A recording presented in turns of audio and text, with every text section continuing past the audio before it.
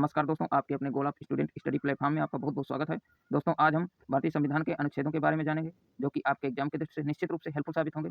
दोस्तों, यदि हमारी क्लास आपको पसंद आए, तो हमारे चैनल को लाइक, शेयर और सब्सक्राइब ज़रूर करना।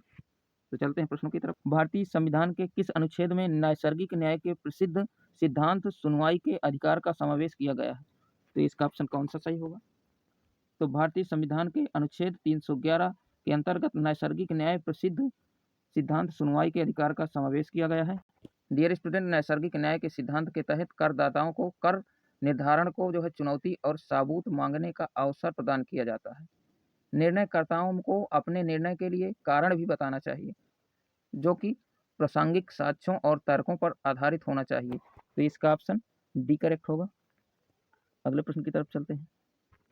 भारतीय संविधान का कौन सा अनुच्छेद नई अखिल भारतीय सेवाओं की स्थापना का प्रावधान करता है?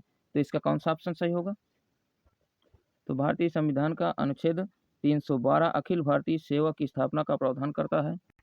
दोस्तों, अखिल भारतीय सेवाओं का वर्णन भारतीय संविधान के आर्टिकल 312 में मिलता है। यह संघ और राज्य क्षेत्रों के लिए सामान्य एक या अधिक अखिल भारतीय सेवाओं के निर्माण के लिए प्रावधान करता है। तो इसका ऑप्शन बी करेक्ट होगा। दोस्तों, यह यूपी पीसीएस 2014 में पूछा गया प्रश्न है, तो इसको भी ध्यान रखें। चलते हैं अगले प्रश्न की तरफ। संपत्ति का अधिकार संवैधानिक अधिकार है, यह किस अनुच्छेद में बताया गया है? तो इसका कौन सा ऑप्शन सही होगा?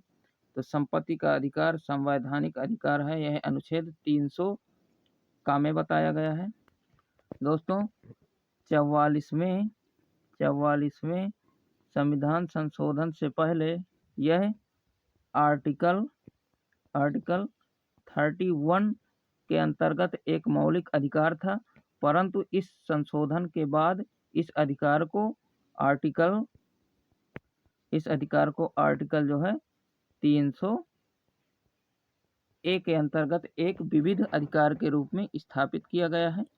तो इसका ऑप्शन डी करेक्ट होगा। अगले प्रश्न की तरफ चलते हैं। संविधान के किस अनुच्छेद द्वारा लोक सेवाओं को संरक्षण प्रदान किया गया है? तो इसका ऑप्शन कौन सा सही होगा? तो संविधान के अनुच्छेद 311 के अंतर्गत लोक सेवाओं को संरक्षण प्रदान किया गया है।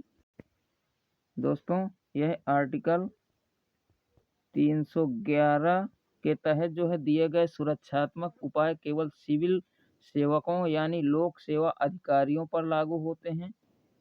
और एक ध्यान रखने वाली बात है कि वे रक्षा कर्मियों के लिए लागू नहीं होते हैं। जो 311 के तहत सुरक्षात्मक उपाय केवल सिविल सेवकों के लिए लागू होते हैं और रक्षा कर्मियों के लिए लागू नहीं होते हैं। तो इसका ऑप्शन बी करेक्ट होगा। अगले प्रश्न की तरफ चलते हैं। संविधान के किस अनुच्छेद द्वारा संघ और राज्यों के लिए लोक सेवा आयोग का प्रावधान किया गया है? तो इसका ऑप्शन कौन सा सही होगा? संविधान के अनुच्छेद 315 के द्वारा संघ और राज्यों के लिए लोक सेवा आयोग का प्रावधान किया गया है। भारतीय संविधान के आर्टिकल 315 के अनुसार 2 या 2 से अधिक राज्यों की आपसी सहमति से राज्यों के समूह के लिए एक लोक सेवा आयोग का गठन किया जा सकता है। तभी संसद कानून द्वारा संयुक्त राज्य लोक सेवा आयोग की नियुक्ति का प्रावधान कर सकती है। तो इसका ऑप्शन डी करेक्ट होगा। अगले प्रश्न की तरफ चलते हैं। संविधान का अनुच्छेद 312 किससे संबंधित है? तो इसका ऑप्शन कौन सा सही होगा? दोस्तों, अभी पिछले प्रश्न में भी इस प्रश्न का जिक्र किया गया था। तो संविधान का अनुच्छेद 312 अखिल भारतीय सेवाओं से संबंधित है। तो इसका ऑप्शन ए करेक्ट होगा। अगले प्रश्न की तरफ चलते हैं। संघ लोक सेवा आयोग के कार्यों का उल्लेख किस अनुच्छेद के अंतर्गत किया जाता है? तो इसका कौन सा ऑप्शन सही होगा? तो संघ लोक सेवा आयोग के कार्यों का उल्लेख आर्टिकल 320 के अंतर्गत किया जाता है। तो इसका ऑप्शन ए करेक्ट होगा। अगले प्रश्न की तरफ चलते हैं। डियर फ्रेंड्स, यदि हमारी क्लास आपको पसंद आए और आपके एग्जाम की दृष्टि से यह प्रश्न महत्वपूर्ण हो, तो आप हमारे चैनल को सब्सक्राइब करके बेल आइकन जरूर प्रेस कर लेना। भारतीय संविधान के किस अनुच्छेद में निर्वाचन आयोग के लिए प्रावधान किया गया है? तो इसका ऑप्शन कौन सा सही होगा? दोस्तों ये यूपी पीसीएस 2016 में पूछा गया प्रश्न है, तो इसका कौन सा ऑप्शन सही होगा? भारतीय संविधान के अनुच्छेद 324 में निर्वाचन आयोग के लिए प्रावधान किया गया है, तो इसका ऑप्शन बी करेक्ट होगा। अगले प्रश्न की तरफ चलते हैं। भारत के संविधान के किस अनुच्छेद के तहत राष्ट्रपति द्वारा एंग्लो इंडियन समुदाय के सदस्यों को लोकसभा में नामित किया जा सकता है? इसका कौन सा ऑप्शन सही होगा? दोस्तों यह एसएससी 2019 में पूछा गया प्रश्न है। तो भारत के संविधान के आर्टिकल 331 के तहत राष्ट्रपति द्वारा एंग्लो इंडियन समुदाय के सदस्यों को लोकसभा में नामित किया जा सकता है, तो इसका ऑप्शन डी करेक्ट होगा। अगले प्रश्न की तरफ चलते हैं। भारतीय संविधान का अनुच्छेद 338 किससे संबंधित है? तो इसका ऑप्शन कौन सा सही होगा?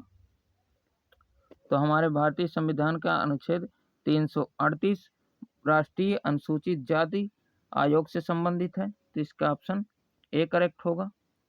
अगले प्रश्न की तरफ चलते हैं। भारतीय संविधान के किस अनुच्छेद के अंतर्गत हिंदी को राजभाषा का दर्जा प्रदान किया गया है? तो इसका ऑप्शन कौन सा सही होगा?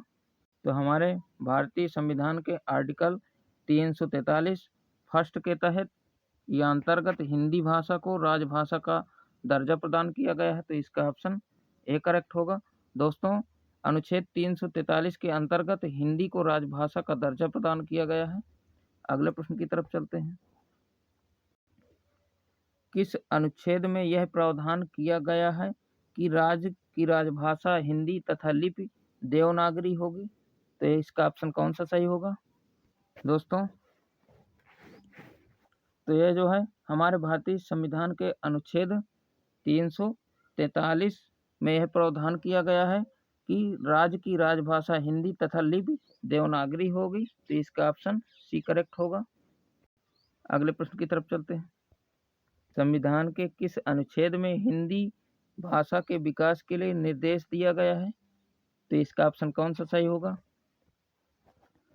तो संविधान के अनुच्छेद 343 में हिंदी भाषा के विकास के लिए निर्देश दिया गया है, तो इसका ऑप्शन बी करेक्ट होगा। दोस्तों हिंदी भाषा का जितना भी विकास होगा वह आर्टिकल 343 के अंतर्गत होगा, तो इसका ऑप्शन बी करेक्ट होगा। अगले प्रश्न की तरफ चलते हैं। भारत में बाहरी आक्रमण अथवा सशस्त्र विद्रोह के कारण भारत के राष्ट्रपति द्वारा राष्ट्रीय आपातकाल की घोषणा किसके अंतर्गत की गई या की जा सकती है? तो इसका ऑप्शन कौन सा करेक्ट होगा? तो हमारे भारत में बाहरी आक्रमण अथवा सशस्त्र विद्रोह के कारण भारत के राष्ट्रपति द्वारा राष्ट्रीय आपातकाल की घोषणा अनुच्छेद आर्टिकल 352 के अंतर्गत किया जा सकता है। दोस्तों राष्ट्रपति जो है आर्टिकल 352 के तहत जो है कोई भी अगर हमारे भारत देश में या बाहरी आक्रमण होता है, सशस्त्र विद्रोह होता है, तो हमारे भारत के राष्ट्रपति राष्ट्रीय आपातकालीन की घोषणा आर्टिकल 352 के तहत जो है कर सकते हैं, तो इसका ऑप्शन ए करेक्ट होगा। दोस्तों ये एसएससी 2013 में पूछा गया प्रश्न है, इसको भी ध्यान रखें। अगले प्रश्न की तरफ चलते हैं। भारतीय संविधान का कौन सा अनुच्छेद राज्यों में संवैधानिक तंत्र के असफल होने की स्थिति में राष्ट्रपति शासन का प्रावधान करता है? तो इसका ऑप्शन कौन सा करेक्ट होगा? दोस्तों ये बीएसएससी 2016 में पूछा गया प्रश्न है, बिहार एसएससी का प्रश्न है। भारतीय संविधान का अनुच्छेद 356 राज्यों में संवैधानिक तंत्र के असफल होने की स्थिति में राष्ट्रपति शासन का प्रावधान करता है, तो इसका ऑप्शन ए करेक्ट होगा। अगले प्रश्न की तरफ चलते हैं। भारतीय संविधान के किस अनुच्छेद में नागरिकता संबंधी प्रावधान है? तो इसका ऑप्शन कौन सा करेक्ट होगा, यह जो है आप कमेंट बॉक्स में बताएंगे, और इससे रिलेटेड फैक्ट भी लिखेंगे। दोस्तों आप जो पढ़ा करें उसको आप लिखा जरूर करें, क्योंकि जो आप लिख देते हो फिर आप उसे कभी नहीं भूलते। दोस्तों यदि हमारी क्लास आपको पसंद आई हो और आपके एग्जाम की दृष्टि से हमारी क्लास हेल्पफुल हो, तो आप जो है हमारे चैनल को सब्सक्राइब करके बेल आइकन जरूर प्रेस कर लेना, ताकि जब भी हम महत्वपूर्ण प्रश्नों की क्लास अपलोड करें तो वह नोटिफिकेशन सबसे पहले नंबर 1 पे आपको मिले। यदि आप हमारे चैनल को सब्सक्राइब करते हैं तो आपको कुछ ना कुछ जानकारी ही मिलेगी, ना कि आपका कुछ जाएगा। तो प्लीज़ हमारे चैनल को सब्सक्राइब ज़रूर करना। तो मिलते हैं अगले स्टडी से रिलेटेड सेशन में, तब तक के लिए जय हिंद, वंदे मातरम।